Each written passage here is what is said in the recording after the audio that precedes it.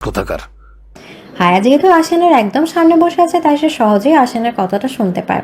কথাটা শুনে হায়ার রাগ হলে সে আপাতত কোনো প্রতিক্রিয়া দেখাতে ইচ্ছুক নয়। সময় বুঝে ঝাঁজ উঠাবে এই কথা আর বলে ঠিক করে হায়া। খাওয়া দাওয়া শেষ করে আসান এটো প্লেটগুলো নিচে রেখে আসে, আর তার মাও শাশুড়িকে বলে আসে আপাতত তারা একটু ঘুমাবে, বিকেলের দিকে তাদের ডাক দিয়ে দিতে। ঘরে এসে দেখে হায়া ঘুমে ঘুমে ঢুলো ঢুলো করতে করতে কার সাথে যেন কথা বলছে। বিকেলে এসে পড়বি এই বাড়িতে, ভাইয়াকে পাঠাবো তোকে আনতে। অপর পাশের ব্যক্তিটি কি বলে সেটা আসান শুনতে পায় না, কিন্তু হায়া যেটা বলে সেটা শুনতে পায়। হায়া আবারও বলে, আচ্ছা সাবধানে আসবি, আমি ভাইয়াকে মেসেজ করে বলে দিচ্ছি তোর কথা। এখন রাখছি, ঘুম পাচ্ছে আমার ভীষণ। আল্লাহ হাফেজ। হায়া বিদায় নিয়ে কলটা কেটে কিছুক্ষণ ফোন টিপাটিপি করে, তারপর ফোনটা বেড সাইডে টেবিলে রেখে ধপ করে শুয়ে পড়ে। আসেন দরজা লাগিয়ে টি শার্ট খুলে সেও বেডে এসে হায়ার পাশে শুয়ে পড়ে। আস্তে ধীরে হায়ার ডান হাতের বাহু ধরে তাকে নিজের কাছে আনতে চাইলে হায়া নিজের হাত ছাড়িয়ে নেয় ঝটকা দিয়ে। আসেন আরও কয়েকবার চেষ্টা করে হায়াকে নিজের কাছে আনার, কিন্তু হায়া প্রতিবারই একই কাজ করে। শেষে আসেন না পারতে ধমক দিয়ে বলেই দেয়, আজব তো, এমন করছো কেন? কাছে আসো। হায়াও তাকে পাল্টা রাগ দেখিয়ে বলে, নাটকবাজ না তাই নাটক করছি, হয়েছে। আর নাটকবাজের কাছে কি যান না, কোনো ড্রামাবাজকে খুঁজে তাকে কাছে টানেন গিয়ে। আমার সাথে আপনার কোনো লেনা দেনা নেই। আসেন হায়ার কথা শুনে বুঝতে পারে তখনকার কথাটা হয়তো হায়া শুনে ফেলেছে, যার কারণে এমন রাগ দেখাচ্ছে। আসেনের ঠোঁটের কোণে হাসির দেখা মেলে, কিন্তু হাসিটা ছিল শব্দহীন। আসেন নিজে এগিয়ে আসে হায়ার দিকে। হায়া আসেনের দিকে পিঠ দিয়ে শুয়ে থাকা সে তার আগমন সম্পূর্ণ টের পায় না। আসেন কোনো পূর্ব সংকেত ছাড়াই আসেন হায়ার একেবারে কাছে এসে মুখটা তার কাঁধে গুজে দেয়। সেই মুহূর্তে তার ঠোঁটের ছোঁয়া, নিঃশ্বাসের গতি সব কিছু যেন হায়ার স্নায়ুতে আগুন ছড়িয়ে দেয়। ছোট ছোট চুমু আর আদরের পরশে আসেন তার কাঁধ জুড়ে যে আবেগের ঢেউ তুলেছে তাতে হায়ার দম বন্ধ হয়ে আসতে থাকে। হায়া চোখ শক্ত করে বন্ধ করে নেয়, এক হাতে চাদর খামচে ধরে মটকা মেরে পড়ে থাকে, যেন নিজের ভেতরের আলোড়নটুকু চাপা দেওয়ার আপ্রাণ চেষ্টা হচ্ছে। কিন্তু আসেনের স্পর্শ যত গভীর হচ্ছে সে নিজেও ততটা হারিয়ে ফেলছে। আসেন ধীরে ধীরে মুখটা কাঁধ থেকে সরিয়ে হায়ার কানের কাছে নিয়ে আসে। তার গাঢ় নিঃশ্বাসে হায়ার কানের পরতেই হায়া কিছুটা কেঁপে ওঠে। আসেনে যেন নিঃশ্বাস দিয়ে বলে দিচ্ছে, আমি তোমায় আমি চাই, পুরোপুরি চাই। হঠাৎই হায়া অনুভব করে কানের লতিতে একরকম চিনচিনে ব্যথা ছড়িয়ে পড়েছে। প্রথমে তা কল্পনার ভুল ভেবেছিল, কিন্তু পর মুহূর্তে স্পষ্ট হয়ে যায় এটা তার কল্পনা নয়, বরং আসেনের অস্থির অধিকার ভরা দ্বন্দ্বাঘাতই সে ব্যথার উৎস। হায়ার সমস্ত স্নায়ু যেন মুহূর্তেই ধমকে যায়। সিঁড়ি দ্বারা বয়ে বয়ে যায় এক অদ্ভুত শিহরণ। ব্যথাটা ছিল তীক্ষ্ণ, তবুও হায়া কিছু বলে না, বলার প্রয়োজনও যেন অনুভব করে না। কণ্ঠনালী রোধ হয়ে রয়েছে এক অজানা কারণে। চোখ যেন নিঃশব্দে বন্ধ করে ঠোঁট কামড়ে সেই ব্যথার সাথে মানিয়ে নিতে চায়, বোঝাতে চায় আসেনের স্পর্শে মিশে থাকা মালিকানার দাবিটুকু সে নীরবে মেনে নিচ্ছে। কান্না নয়, অভিযোগ নয়, বরং সে ব্যথার মাঝে হায়া অনুভব করে এক গভীর টান, এক অপ্রতিরোধ্য ঝড় যা তাকে ধীরে ধীরে আসেনের অধিকারে নিঃশর্ত করে দিচ্ছে। কিন্তু একসময় সে সহ্য শক্তির সীমা অতিক্রম করে যায়। হায়ার বন্ধ চোখের কোণ বেয়ে নীরব অশ্রুধারা গড়িয়ে পড়ে, জল নয়, যেন এক নিঃশব্দ আত্মসমর্পণ। নিজেও বুঝে ওঠার আগে তার ভেজা কণ্ঠ বলে, ব্যথা পাচ্ছি আসিয়ান।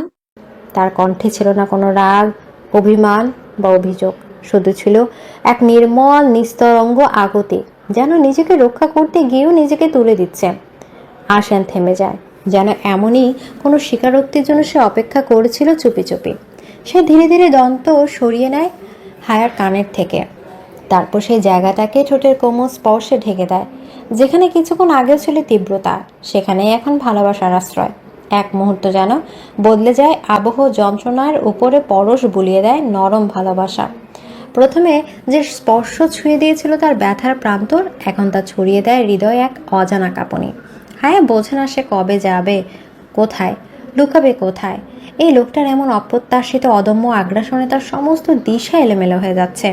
হ্যাঁ, নিজের অবাধ্য অনুভূতিগুলোকে দমিত করার জন্য আশ্রয় নিল তাকে আঘাত দেওয়া ব্যক্তিটির নিকটই। সে ঝট করে আসেনের দিকে ঘুরে তার বুকে মুখ লুকিয়ে নেয়, খামচে ধরে আসেনের উন্মুক্ত পুরুষালী পেট, বিধিয়ে দেয় নিজের নখ সেখানটায়। এক প্রকার আত্মসমর্পণ করে আসেনের কাছে সে। আসিয়ানের ঠোঁটে বিজয়ের হাসি ফুটে, সে হায়াকে নিজের বাম হাতের বাহুতে শুয়ে দিয়ে এক হাত দিয়ে হায়ের কোমর ও অপর হাত দিয়ে হায়ের মাথা নিজের বুকের সাথে চেপে ধরে আষ্টে পৃষ্ঠে জড়িয়ে নেয় নিজের সাথে। সে হায়ার কানের কাছে নিজের মুখ এনে ফিসফিসিয়ে বলে, যতবারই আমার থেকে দূরে যাওয়ার চেষ্টা করবে ততবারই নিজেকে আমার আরো বহু কাছে পাবে। আমি তোমায় বাধ্য করব নিজেকে পরাস্ত সৈনিকের ন্যায় আত্মসমর্পণ করতে, আমার বুকে আশ্রয় নেওয়ার জন্য, ঠিক আজকের মতো।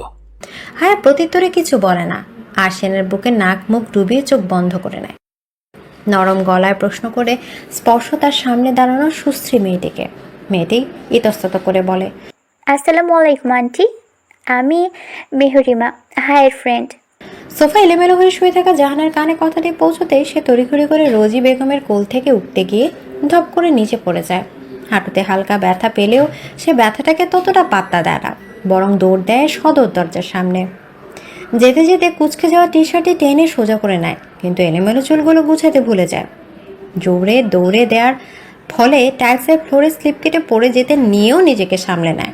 পড়তে পড়তে সে উপস্থিত হয় মেহরিমা ও স্পর্শর সমান।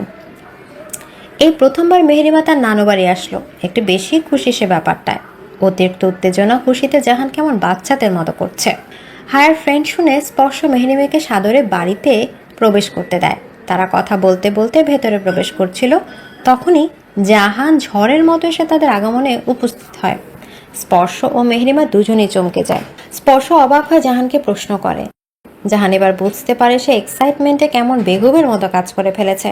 সে বাম হাত দিয়ে নিজের মাথার পেছনে চুলকাতে চুলকাতে বলে, সরি ভালো মা, আমার একজন আসার কথা তো, সে নাকি এসে পড়েছে, তাই তাকে পিক করার জন্য ছুটছিলাম। মেহরিমাকে দেখিয়ে বলে স্পর্শ। মেহরিমা ভদ্রতা বজায় রেখে জাহানকে বলে, আসসালামু আলাইকুম ভাইয়া। লাস্টের ভাইয়া ডাকতে একটু টেনে টেনে দেয়, নেহাতি দুষ্টুমি করার ইচ্ছে তেমনভাবে ডাকা। এদিকে ভাইয়া ডাকে জাহানের বুকটা ফালাপালা হয়ে যায়। সে মেহরিমার দিকে চোখ বড় বড় করে তাকিয়ে ভাবতে থাকে, কাল যাকে ডাকবি ছায়া বলে আজ তাকে ডাকিস ভায়া, ছি নিষ্ঠুর রমণী, ছি। মেহরিমা বসে আছে হানিয়া আর স্পর্শের মাঝে। হানিয়া তাকে আগে থেকে চিনলেও স্পর্শের সঙ্গে এই আজই প্রথম দেখা। অথচ দেখতে কে বলবে এ যেন বহু দিনের চেনা আত্মারা আজ কেবল নতুন পরিচয়ে ধরা দিয়েছে। কথায় কথায় এমন ভাব জমে উঠেছে যে মনে হচ্ছে তারা তিনজন যেন দুধে মেশানো পাকা আম, স্বাদে ঘ্রাণে একাকার, আলাদা করাই দেয়। এই চেনা অজানার মিষ্টি মুহূর্তের বাহিরে এক কোণে একা বসে আছে জাহান। সিঙ্গেল সোফার কোনায় সেজন্য এক গোপন দর্শক। গালে হাত দিয়ে তাকিয়ে আছে জীবনের সবচেয়ে প্রিয় তিন নারীর দিকে, তার মা, তার ফুফু আর তার ভালোবাসার মানুষ মেহরিমা। তিন নারীর মুখের হাসিতে মুখর হয়ে উঠেছে ঘরটা। তাদের আলাপ চলেছে গৃহস্থালী থেকে শুরু করে জীবনের টুকরো গল্পে, একটা ঘর সাজানোর স্বপ্ন, পুরনো দিনের কোনো রান্নার স্মৃতি কিংবা এক কাপ চায়ের সঙ্গে ভাগাভাগি করা কোনো মন খারাপ। তাদের এমন একচিটে আলাপচারিতায় জাহানের মনে কোনো বিরক্তির বিন্দু মাত্র রেশ নেই, বরং বুকের ভেতর এক ধরনের নিঃশব্দ প্রশান্তি খেলা করছে। তার চোখের সামনে বসে আছে জীবনের সবচেয়ে আপন মানুষগুলো, একসাথে হাসি মুখে কথার সাগরে ভেসে। এই দৃশ্য দেখে তার মনে হয় যেন সংসারের প্রথম রং তুলির আঁচড় এঁকে যাওয়া শুরু হয়েছে। আজ ভালোবাসা, গ্রহণযোগ্যতা আর এক ধরনের নিখুঁত ছন্দে তার ভালোবাসার নারী মেহরিমা আজ তার মায়ের আর ফুপুর সঙ্গে এমনভাবে মিশে গেছে যেন সে তাদের পরিবারের এক পরিচিত ছায়া, বহুদিনের চেনা আত্মা। জাহানের মুখের গহীনে কোনো শব্দ নেই, শুধু গভীর সন্তুষ্টির ঢেউ। সে কোনো কথা বলে না, কেবল দেখা যায়, কারণ কখনো কখনো দেখা আর অনুভব করাই সবচেয়ে গভীর ভাষা হয়ে ওঠে। জাহান তার পরিবারের মানুষদের হৃদয়ে গভীরতা চেনে, জানে ভালোবাসার গ্রহণযোগ্যতায় তারা যেন এক অবিনশ্বর বৃক্ষ, আর যার ছায়ায় দাঁড়ালে কোনো সম্পর্ককেই তারা প্রত্যাখ্যান করে না, যাতে তাতে থাকে সত্য, শ্রদ্ধা আর নিঃস্বার্থতা। মেহরিমা আর তার সম্পর্কের কথা জানলে হয়তো প্রথমে কপট বিস্ময় ঢেউ উঠবে তাদের চোখে, তারপরে আসবে এক ধমক, এতদিন লুকিয়ে রাখার অপরাধে। কিন্তু আপত্তি, সে আশঙ্কা কোনোদিনই ছিল না জাহানের মনে। তার পরিবারের উপর রয়েছে এক নিঃশর্ত আস্থা, যার ভিত গড়া রক্তে, ভালোবাসার আদরে। সে জানে সেই দিন আসবেই যেদিন তার কোনো লুকোচুরি থাকবে না, কোনো দ্বিধা থাকবে না, ভয় তো দূরের কথা, তার ছায়াটুকু থাকবে না। সব অভিমান, সকল নীরবতা ভেদ করে সে এগিয়ে যাবে মেহেরিমার দিকে। চোখে সাহসের দীপ্তি, কণ্ঠে প্রতিজ্ঞতার দৃঢ়তা। সে দাঁড় করাবে মেয়েটিকে সকলের সামনে। সে শান্ত, নীরব, অথচ গভীর এক সৌন্দর্যে মোড়া নারী, যে তার হৃদয়ের প্রতিটা ধ্বনি জানে। তখন কোনো আড়াল নয়, কোনো সংকোচ নয়। সে উচ্চারণ করবে 3টি শব্দ, না 3টি শপথ। আমি কবুল করি। প্রথমবার তার চোখে চোখ রেখে, দ্বিতীয়বার তার কাঁপতে থাকা হাত ধরে, তৃতীয়বার তার সমস্ত ভাঙাগড়া অতীতকে আঁকড়ে ধরে প্রতিজ্ঞা করে চিরদিনের জন্য আপন করে নেয়ার। যাহা জানে মেহরিমার অতীত শূন্যতায় ভরা, অভিমান, অপমান, একাকিত্ব সব মিলে এই মেয়েটা বহন করে বেরিয়েছে নিজের ভেতর এক শীতল শোকের পাহাড়। কিন্তু জাহান ঠিক করেছে সে সেই পাহাড়কে পিষে ফেলবে ভালোবাসার রোদের নিচে। সে তাকে ছায়া দিবে, আশ্বাস দেবে, ভরসা দেবে, আর দিবে এমন এক ভালোবাসা যে অপ্রাপ্তির প্রতিটা ছায়াকে মুছে দেবে চিরতরে। জন্ম নয়, জন্মান্তরের জন্য সে মেহরিমাকে নিজের করে নিতে চায়। শুধু ভালোবেসে নয়, এক আধ্যাত্মিক বন্ধনে বাধা পড়ে একান্ত নিজের করে। কথাগুলো ভাবতে ভাবতে তার গম্ভীর মুখায়বের সামান্য প্রশান্তের ছাপ ফুটে ওঠে। মেহরিমা কথা বলার মাঝে মধ্যেই আর চোখে তার প্রণয় পুরুষটির দিকে তাকাচ্ছে, চোরা চোখে দেখে নিচ্ছে তার মনে বাস করা একমাত্র পুরুষটিকে। প্রতিবারের ন্যায় এবারও সে চোরা চোখে তাকিয়েছিল জাহানের দিকে। তখনই জাহানকে একা একা হাসতে দেখে সে একটু ভ্যাবাচাকা খেয়ে যায়। সে ভ্রু নাচিয়ে ইশারা জাহানকে জিজ্ঞেস করে সে কেন হাসছে। জাহান মাথা নাড়িয়ে বোঝায় এমনিতেই হাসছে। মেহরিমা তার উত্তর পেয়ে আবারও ব্যস্ত হয়ে পড়ে স্পর্শ আর হানিয়ার সাথে কথা বলায়। তাদের কথা বলার মাঝেই ডোরবেল বেজে ওঠে। জাহান নিজে গিয়ে দরজা খুলে দেয়। দেখতে পায় তার বাবা, মামু আর কয়েকজন স্পেশাল গেস্ট এসেছে। জাহানের মুখের স্মিত হাসি বেশ চড়া হয় গেস্টদের দেখে। জাহান তাদের কাছে এগিয়ে এসে হাসি মুখে বলে, ভালো আঙ্কেল, কেমন আছো তোমরা? কথাটা বলতে বলতে সে জড়িয়ে ধরে তার পিতা সমতুল্য লোকটাকে। মাঝ বয়সী সে লোকটিও তাকে সন্তান স্নেহে জড়িয়ে ধরে। জাহানের পিঠ চাপড়ে নিয়ে বলে, আলহামদুলিল্লাহ বেটা, ভালো আছি। তুমি কেমন আছো? আলহামদুলিল্লাহ ভালো। পাশ থেকে ভদ্রলোকটির স্ত্রী কপট অভিমান নিয়ে বলে ওঠে, আমায় তো কেউ মনেই করে না, সবাই ভুলে গিয়েছে আমায়। জাহান লোকটিকে ছেড়ে পাশে দাঁড়িয়ে থাকা ভদ্র মহিলাকে এক পাশ দিয়ে জড়িয়ে ধরে হাস্যোজ্জ্বল মুখে বলে, তোমায় কি করে ভুলতে পারি মিষ্টি আন্টি, তুমি তো আমার ফেভারিট। মহিলাটিও তাকে জড়িয়ে ধরে আদুরে গলায় জিজ্ঞেস করে, কেমন আছে আমার বাবাটা? দিন দিন তো মেয়েদের মন চুরি করার মতো সুন্দর হয়ে যাচ্ছে ভাইয়া। জাভিয়ানকে উদ্দেশ্য করে বলে, ছেলেকে তাড়াতাড়ি বিয়ে দিয়ে দেন, না হলে কবে জানি ছেলে আপনার চুরি হয়ে যায়। জাহান মহিলাটির কথা শুনে লজ্জা পেয়ে যায়। বাদ বাকি উপস্থিত সবাই হেসে দেয়। জাভিয়ান মুখে স্মিত হাসি নিয়ে বলে, দরজার সামনে দাঁড়িয়ে সব কথা বলে ফেলি নাকি? ছেলের বিয়ে খেতে চাও, আবার আলোচনায় সামিল হচ্ছ না? ব্যাপারটা কেমন হয়ে গেল না? চলো ভেতরে চলো। এর মধ্যে হানিয়া বলতে বলতে উপস্থিত হয়। কে এসেছে জাহান? জাহান হাসি মুখে জবাব দেয়, ভালো আঙ্কেল আর মিষ্টি আন্টি এসেছে আম্মু। মুহূর্তেই সকলে ব্যস্ত হয়ে পড়ে জাহানের ভালো আঙ্কেল ও মিষ্টি আন্টি ওরফে আদিয়াত ও আফরাকে নিয়ে। হানিয়া তাদের কাছে এসে সালাম দিয়ে জিজ্ঞেস করে, স্যার কেমন আছেন? এসব কি হানিয়া? তুমি আমায় এভাবে স্যার ডেকে বয়স্কদের তালিকায় ফেলে দিতে পারো না? I am just 55 years old. এটা কোনো বয়স হলো বলো তো বাচ্চারা? আদিয়াত রসিকতা করে কথাগুলো বলে হানিয়া ও বাকি বাচ্চারা বলতে জাহান, আফিফ আর আদিবা। তারা তিনজনই আদিয়াতের কথায় হেসে বলে। আদিয়াত তাদের কথা শুনে বলে, দেখলে বাচ্চারা, জানো 55 ইয়ার্স কোনো বয়সই না। You know what age you just a number. মনের বয়সই বড় বয়স। সকলে তার কথা শুনে হা হা করে হেসে দেয়। সকলে গিয়ে সোফায় বসে। আবরার আর জাভিয়ান ফ্রেশ হতে চলে যায়।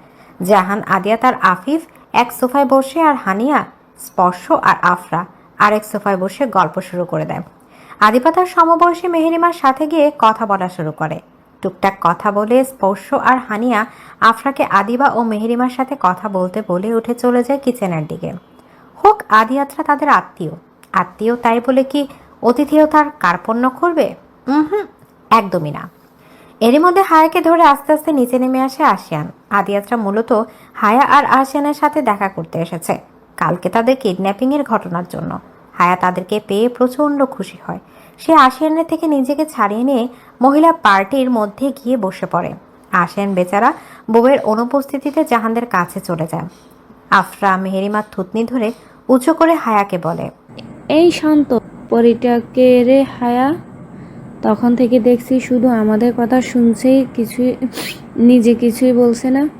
হায়া বলে, আরে মিষ্টি আন্টি, ও আমার বেস্ট ফ্রেন্ড মেহরিমা। আর ওকে দেখে যতটা শান্তশিষ্ট মনে হচ্ছে, ও কিন্তু ততটা শান্তশিষ্ট নয়। আমার সাথে কথা বলা শুরু করলে মাথাটা খেয়ে নেয় একদম। হায়ার কথা শুনে মেহেরিমা একটু লজ্জা পায়। সে রাগে চোখে হায়াকে শাসায় এসব বলার জন্য। হায়া দুষ্টুমি করে জোরে জোরে বলে, এই, তুই আমার চোখ করে দিলেই কি আমি সত্যি কথা বলবো না ভেবেছিস? সেই আশায় সেগুড়ে বালি, জান যায় যাক, কিন্তু সত্যের পথে অটল থাকবো আমি। পাশ দিয়ে আদিবা আবার বলে, আসছে রে আমার সত্যবাদী। তুই যে কত বড় সত্যবাদী সেটা আমার থেকে ভালো করে কেউ জানবেই না। মুখ খোলাস না হায়া, তাহলে হাটে কিন্তু আমি হাড়িটা আস্তই রাখবো না। হায়া ঢং করে বলে, আমার সাথে এত বড় 2 নম্বরই করবি তুই আদু? যা, তোর সাথে কথা নাই। এর মধ্যে হানিয়া ও স্পর্শ সকলের জন্য নাস্তা নিয়ে আসে। মেহেরিমা ভাবে এটা তাদের ফ্যামিলি টাইম, আর টান না থাকাই উত্তম এসবে। তাই সে হায়ার কানে কানে বলে, দোস্ত আমি আজ যাই, হ্যাঁ আরেকদিন আসবনি। হায়া ব্রু কুচকে জিজ্ঞেস করে, কেন, কি হলো তোর আবার? তোর টিউশনিতে না আজ অফ ডে? তাহলে এত তাড়াতাড়ি চলে যাবি কেন? মেহেরিমা আমতা আমতা করে বলে, না মানে কি না মানে ইয়ে ও করছিস? স্পষ্ট করে বল। আমার মনে হয় আমার এখন চলে যাওয়া উচিত। আর সেটা কেন মনে হলো আপনার? একটু বলে ধন্য করেন আমায়। দেখ দোস্ত, রাগ করিস না, এটা তোদের ফ্যামিলি টাইম, আর আমার এখন না থাকাই উচিত বলে আমি মনে করছি। হায়া মেহেরিমার কথা শুনে শান্ত চোখে তার দিকে তাকায়, তারপর বলে, আচ্ছা চলে যা তুই। দোস্ত রাগ করিস না, আমার কথাটা বোঝার চেষ্টা কর। হায়া আর একবারও মেহেরিমার দিকে তাকায় না, আর না তার কোনো কথা শোনে। অন্যদিকে জাহান অনেকক্ষণ ধরে তার বোন আর প্রেয়সের ফিসফিসানি দেখছে। সে খেয়াল করেছে মেহেরিমা কিছু একটা বলার পর হায়া কেমন গম্ভীর মুখ করে বসে আছে, না মেহেরিমার দিকে তাকাচ্ছে আর নাই বা তার কথার কোনো জবাব দিচ্ছে। এর মানে হায়া কোনো কারণে রেগে আছে মেহেরিমার উপর। কিন্তু কি বিষয়ে রেগে গেল হঠাৎ?